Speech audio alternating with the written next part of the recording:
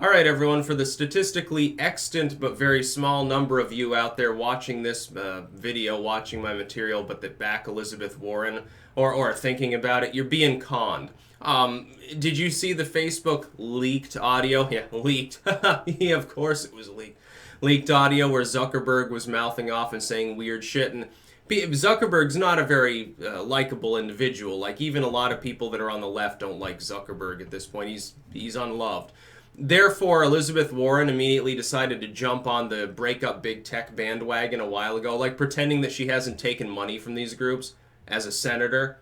Like she's not still running on their money right now. That's the first con, is that she's pretending to be grassroots. She's not. She already got her tens of millions in corporate cash years before. She's still running on it now. She ran a slim Senate campaign because she basically ran unopposed. I would have voted for Shiva myself, but I mean, you're in an urban setting, a very blue setting. You're the Democrat by default. You win. She didn't have to spend that much on her Senate campaign, so now she's got all this tens of millions left over from that for her presidential run. So she can pretend not to suck corporate cock because she doesn't have to suck it for a while, at least until the generals, where I guarantee she would.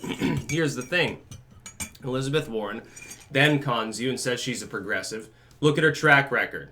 She's not. She's not gonna, and then she pretends to be like anti-big tech. Big tech is fucking up user privacy and net neutrality and stuff. None of that matters. All you need to do is relegate the tech firms that exist within the U.S. beyond some arbitrary size limit to the First and Fourth Amendments in the loosest sense. Problem solved. They're platforms. They're not supposed to be picking and choosing what can go up there, with the exception of preventing spam, which is not free expression at all, and criminal material. You know, credible threats of violence, defamation, things like that. There's never been any legitimate reason for anything else on the internet to ever be policed by large websites that operate as platforms. This isn't like a normal website, a .com 20 years ago, hosting content from one person or a group of contributors. Like, look at my website. It's not a user forum. It's not a platform. I don't give you accounts on tarlwarwick.net and say, okay, you can put your videos here, you can put your blurbs here. It's my website. I run it. And then the person that I've hired to run it as well, to do the maintenance, to make sure that the site operates. That has nothing to, that's not a platform. It's most definitely a publisher in that capacity. At least, I don't know. These sites, though, totally different. What's the purpose of Facebook? It's a bunch of people's different profiles where they make content. Facebook doesn't really make content. Other people make content using Facebook as a platform. YouTube is the same thing. YouTube itself doesn't really make videos. It allows other people to make videos, and it makes money off those videos. Should we not redefine what platform and publisher relate to in order to take advantage of the fact that there's such a massive, objective, observable difference between these two fundamental types of websites?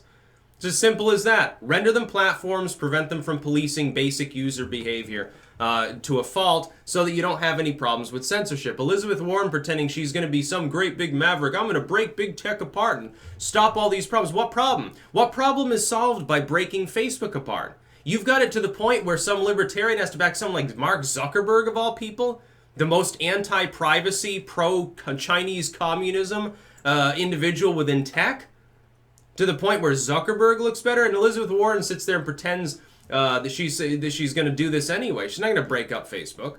Zuckerberg sounds worried. Bullshit. He knows better. He's probably given her money in a roundabout manner anyway through some middleman firm in the past. You think Zuckerberg and his ilk don't fund people like Warren? These are their chosen candidates. Someone like Warren is exactly the kind of person big tech wants. Somebody who is a neoliberal but willing to pretend to be on the left. Look, big tech does this all the time.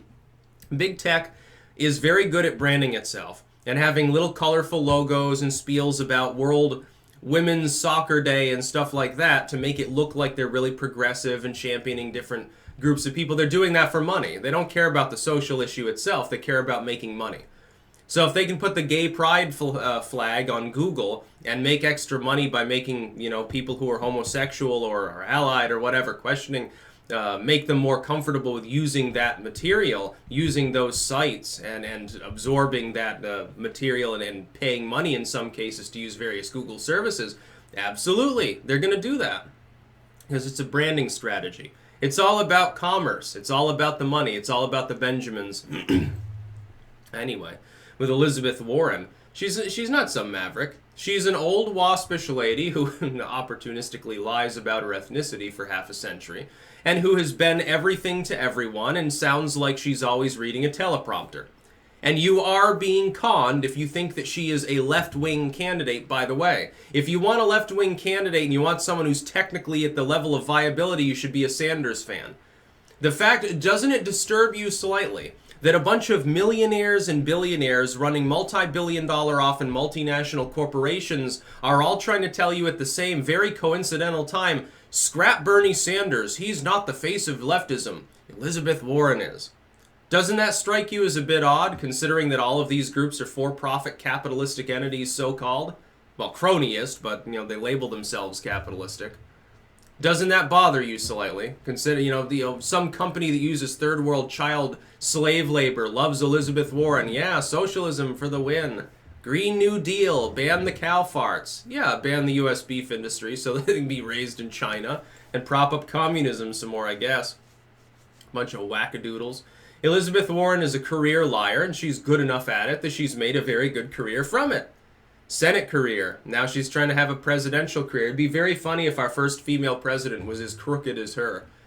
Shit, she could put Hillary Clinton to shame almost. She's just better at hiding it. She's a better version of Hillary Clinton. She's better spoken, and she looks nicer for the cameras, and she's managed to cover up her past scandals more than Hillary has. Hell, half of Hillary Clinton's problems was Bill Clinton. She just came out the other day. So people are still rambling about her getting into a race. Well, she's scheduled to give a conference here and a speech to CNN, and then she's got to get together here, a gala with Goldman Sachs. Looks like she's going to run. I don't think so. Seeing her try to go toe-to-toe with Elizabethwarren would definitely be hilarious. By the way, it would result in Biden probably getting elected. It'd be very funny to see Clinton come and say, "Third time's a charm, vote for me this time around." Yeah. I guarantee her internal polling would say that she'd be in the single digits, though, so I don't think that it's likely to happen.